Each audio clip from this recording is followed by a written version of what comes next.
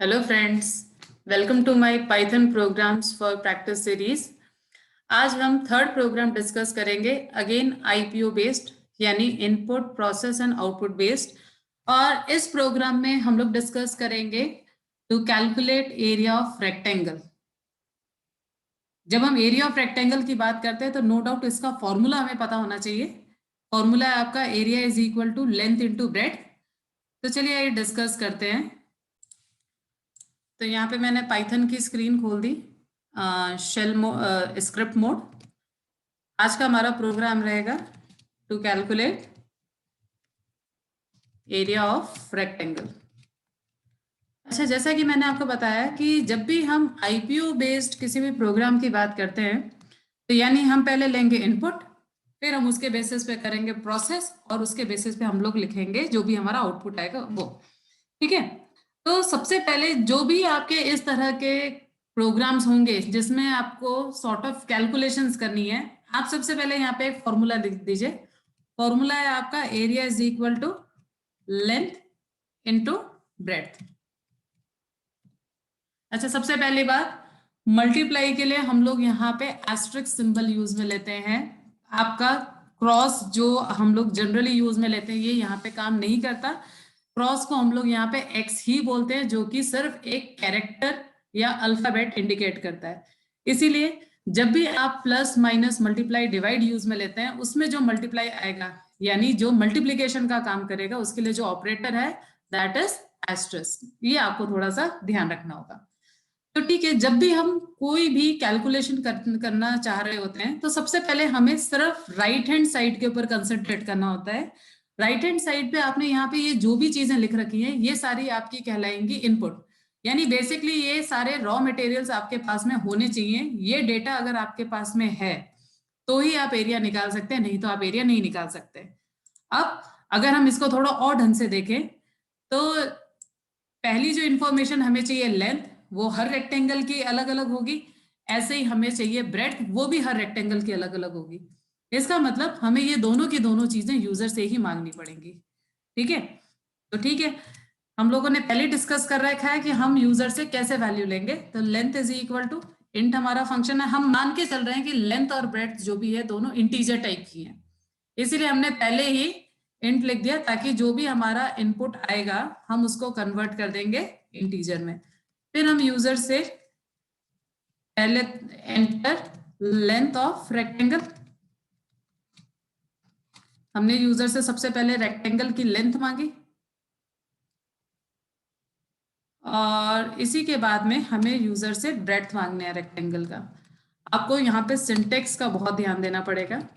I hope मेरे साथ में आप लोग भी टाइपिंग कर रहे हैं ताकि आप लोगों की पैरेलली प्रैक्टिस होती जाए, है ना।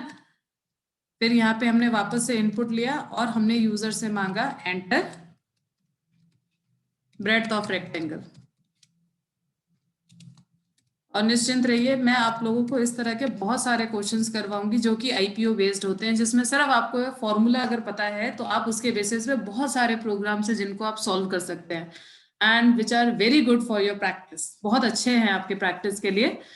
अल्टीमेटली आपकी स्किल्स ऐसे ही डेवलप होंगी। फाइन। अच्छा, अब हम लोगों ने क्या यहाँ पे ऑब्जर्व करा कि हमारे पास में जो भी राइट हैंड साइड में जो जो वेरिएबल्स चाहिए थे या जो भी रॉ डेटा चाहिए था वो हमने यूजर से मांग लिया, लेंथ एंड ब्रेड्थ।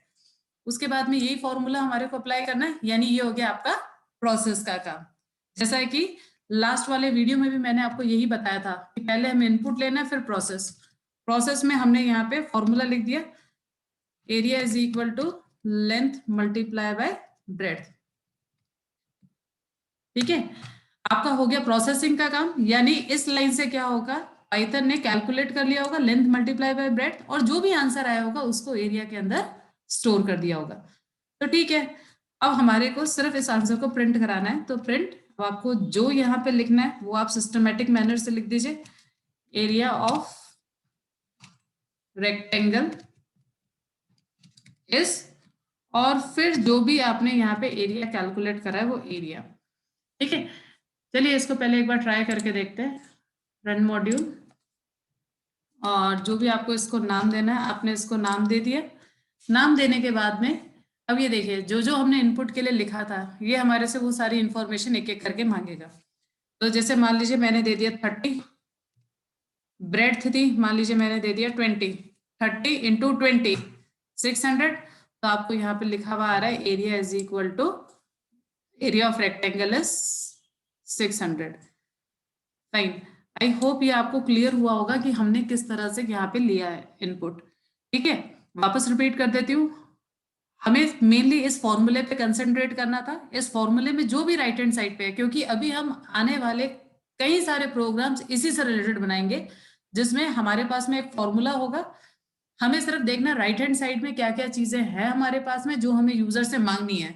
जो जो चीजें हमें यूजर से इनपुट लेनी होगी वो सारी हम यूजर से इनपुट लेंगे, या हम डिसाइड करेंगे वो इन्फॉर्मेशन किस टाइप की है, नंबर टाइप की है, फ्लोटिंग पॉइंट टाइप की है, या टेक्स्ट टाइप की है। ठीक है, और उसके बेसिस पे हम उसको कन्वर्ट करेंगे, फिर जो भी हमारा फॉर्मूला होगा उस फॉर्मूले को हम लोग अप्लाई करेंगे, और लास्ट में जो भी हमारा आंसर है हम उस आंसर को प्रिंट कर देंगे। आई होप आपको ये प्रोग्राम इजी लगा होगा। ठीक है, चलिए अब हम लोग नेक्स्ट प्रोग्राम में आईपीओ से रिलेटेड और प्रैक्टिस करेंगे, और इसी के और अलग अलग वेरिएशंस को हम लोग समझेंगे। Okay, good day.